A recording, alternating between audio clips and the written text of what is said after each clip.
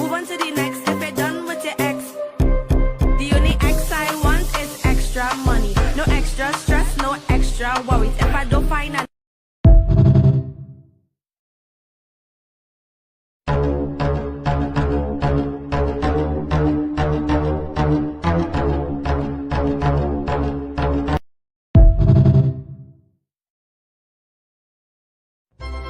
oyligimni olishim bilan Dubay bilan Maldivga olib boraman. Va'da beraman. 84 yil o'tdi.